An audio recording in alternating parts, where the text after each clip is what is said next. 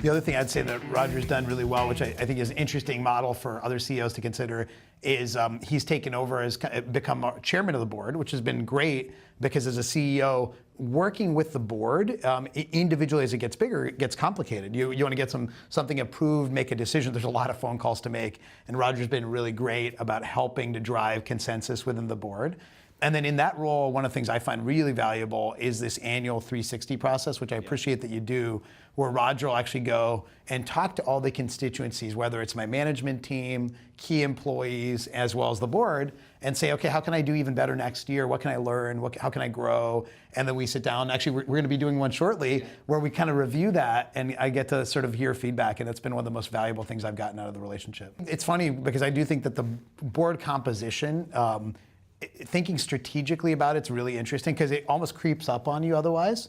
You just sort of like add investors and board members, and we've been fortunate at Gainsight to have just an unbelievable board. And I think you'd see that as well as Roger, where people really complement each other a lot. I can't say it was all planned. I think I just got lucky a little bit in terms of the people that came in. But now that in hindsight, there's a few things that I've learned. I think one is that you definitely want to make sure at least that the board's desired level of involvement and kind of focus on operations matches yours. I'm really fortunate that our board, I think, wants to be super helpful in general and wants to be helpful where the company needs it. Number two is within the investor set, all of our investors on the board all come from great backgrounds, and they bring amazing operational skills. Some of them were former sales leaders, or like Roger, former entrepreneurs.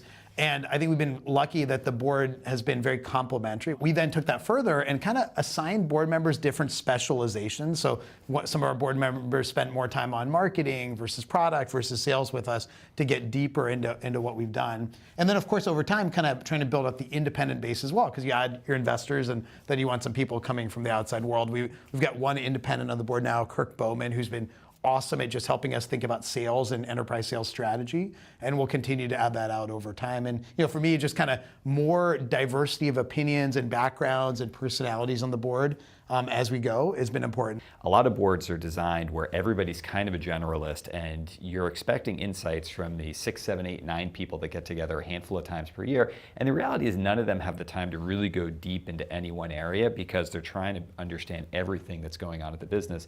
And what you've done that I think is really thoughtful is say, hey, Roger, just focus on this one area for the next year or two. Mentor this one executive, spend a lot of time with them, and go deep in that area so you can have some particularly useful insights.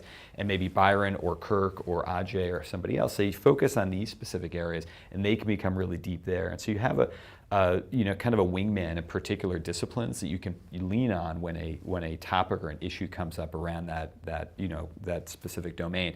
And I think it's a really thoughtful way to design the board, because oftentimes it's not structured that way, where it's just this generic kind of level of understanding, and I think, set a very high bar and have specific expectations for what we do, make us accountable for those things, and hopefully able to give you useful feedback along the way.